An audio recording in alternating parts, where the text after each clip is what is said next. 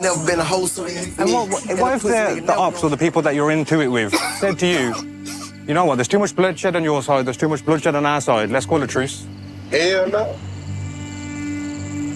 You don't just always go like this. It's some niggas like that though, but I ain't doing this shit. I'm gonna be honest with you. A majority is no, but in some cases it depends on the score. Like if When you say the score, we up 6 bodies to y'all 2, Yeah, that's the body. and y'all want to leave it alone, fine. We win the longest score up. Man, we ain't doing no lose. but it's almost like a game, like you just said there, 6-2. Like the way it's in the streets, it's Score? Yeah, you can say that. That's what they say, up in the score. Yeah, that's what they call it. that's like to civilians, that's like a demonic mentality almost. Like, To civilians, for sure. why would you never call the truce? That shit on my mind. It took my body. I don't give a fuck what the score is. We can be up, shit. I don't give a fuck. All right, Shalom. There's the brother Nahalia from the GMS Orlando camp. I want to start off by giving all praise, honor, and glory to Yahweh, Bahashem, Yahweh Shai, Bahashem, Rakah Kodash. Double honors to the apostles and the elders of Great Millstone, who are the elders of Yashar Allah, and a sincere salutation to all Yuakim, who are preaching this word and believing this word, and to the Akwat, who are believing this word, in all truth and in sincerity. Yahweh is the name of the one they ignorantly call God. Yahweh Shai is the name of the one they ignorantly call Jesus. Bahashem is in the name. Rakah is spirit. Kodash is holy. Akyam is brothers. Akwat is sisters. Shalom means peace. And Yashar Allah is Israel in ancient Paleo-Hebrew. This is Proverbs chapter 10 and verse 23. And it reads, "It is as sport to a fool to do mischief, but a man of understanding hath wisdom." All right, I want to go into a lesson based on the clip you just saw. All right, and how it relates to scripture. Because what Jake is doing in the hoods that we see, you know, and at this point, it's not even Chicago. It's everywhere across the United States. It's about getting back on the ops and all of the madness that's going on. All right, it's a direct reflection of the curses through the spirit and our people modeling themselves after Esau, Edom, the so-called white man. All right, so let's go to the curses first. All right, this is Deuteronomy chapter 28. And I want to jump down to verse 50. I believe it's 54. This is verse 54, Deuteronomy 28.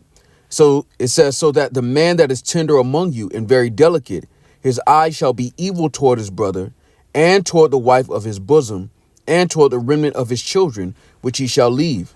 All right, and you notice, right, that the violence, the back and forth, the revenge killings is only happening with Jake amongst Jake.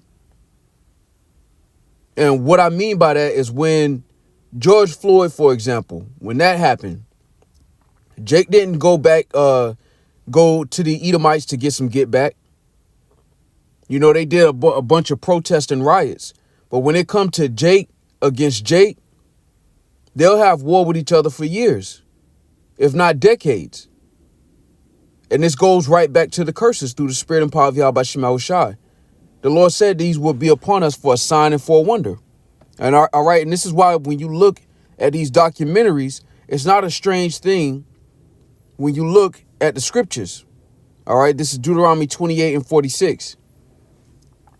I'll start at 45. It says, "Moreover, all these curses shall come upon thee, and shall pursue thee and overtake thee, till thou be destroyed, because thou hearkenest not unto the voice of the Lord thy God, to keep his commandments and his statutes which he commanded thee. And they shall be upon thee for a sign and for a wonder, and upon thy seed forever."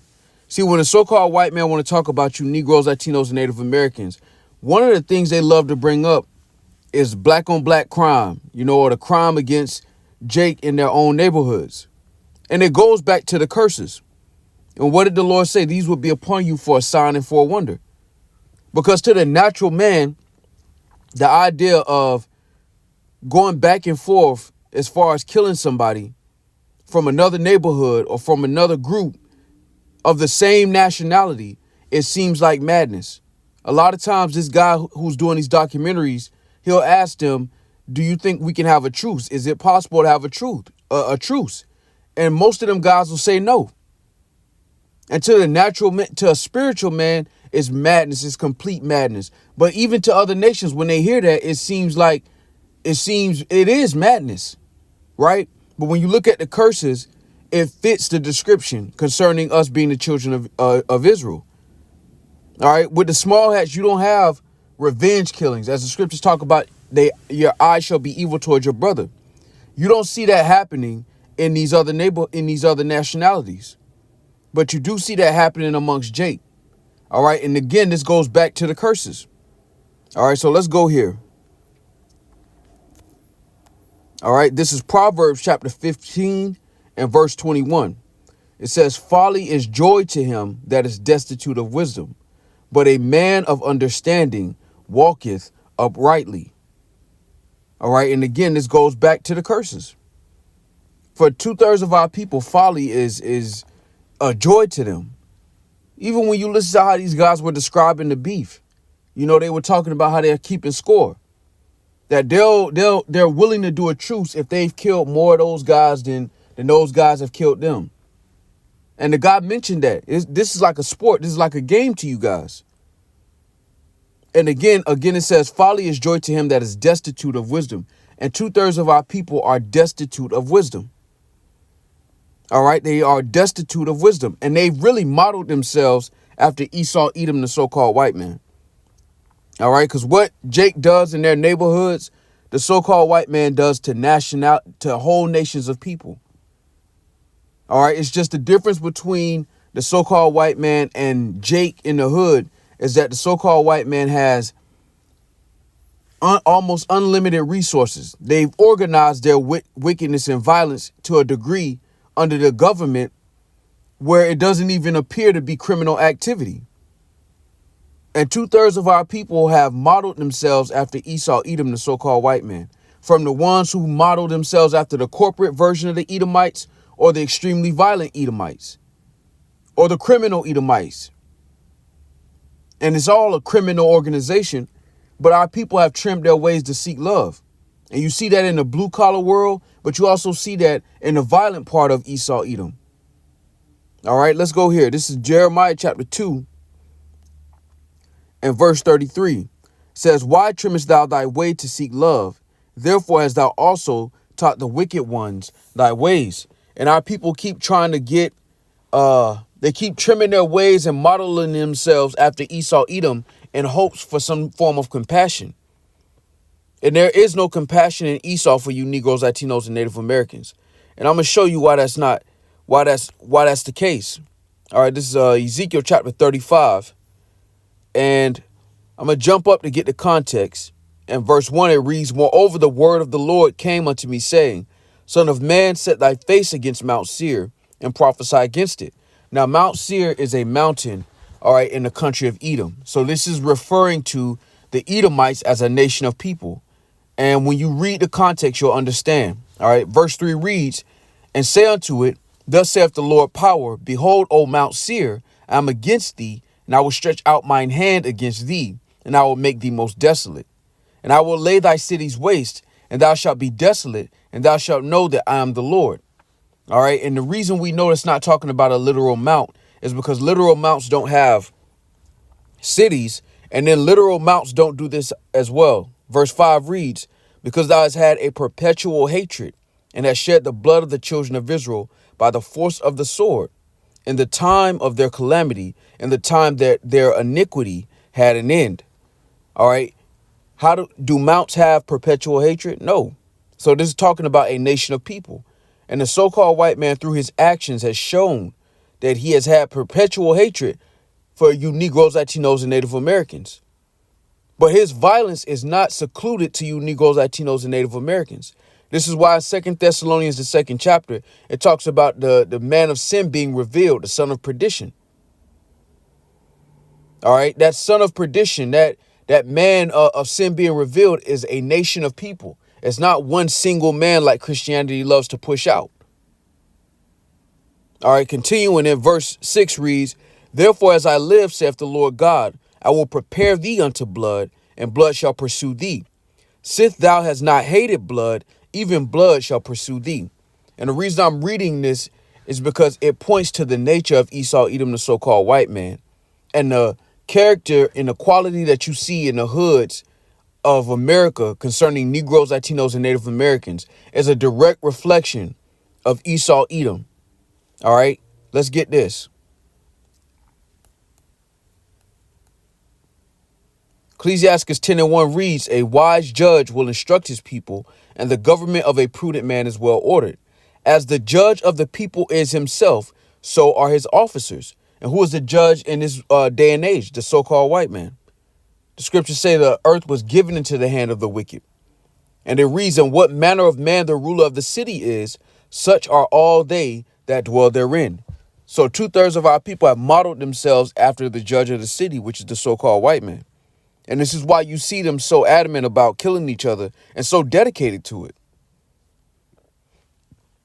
You got Jakes that'll wake up early in the morning, 7, 8 o'clock in the morning, just to catch a Jake coming out their house.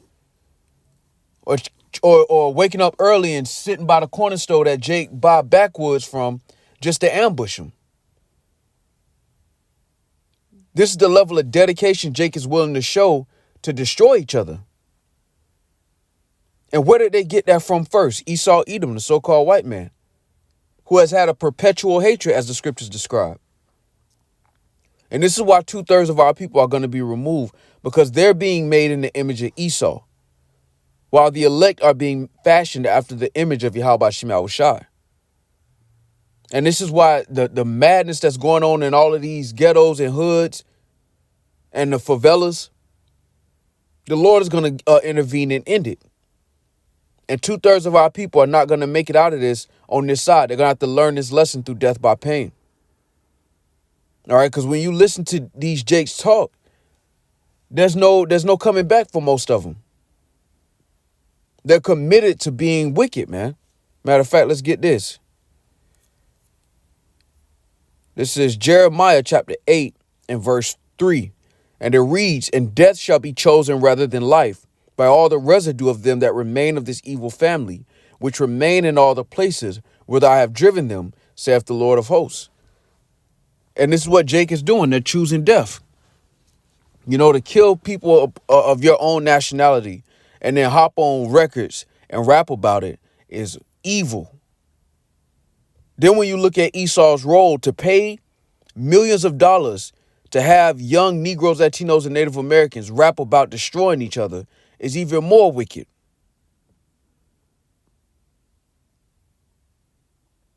And this is why they're going to have to be removed. The Lord's going to use Esau Edom to destroy Jakes in these hoods. All right. Along with pestilence, along with famine. And then Esau himself is going to be taken out of the way by the spirit of Yahweh Shem Yahushai, man. All right. So I want to go into a lesson on this through the spirit, because, again, we're in a time period where the Lord is bringing prophecy to pass, and you're seeing it everywhere. Because on one hand, this video shows that Esau Edom, all right, our people have modeled themselves after the violent man. And on the other side, it shows the curses.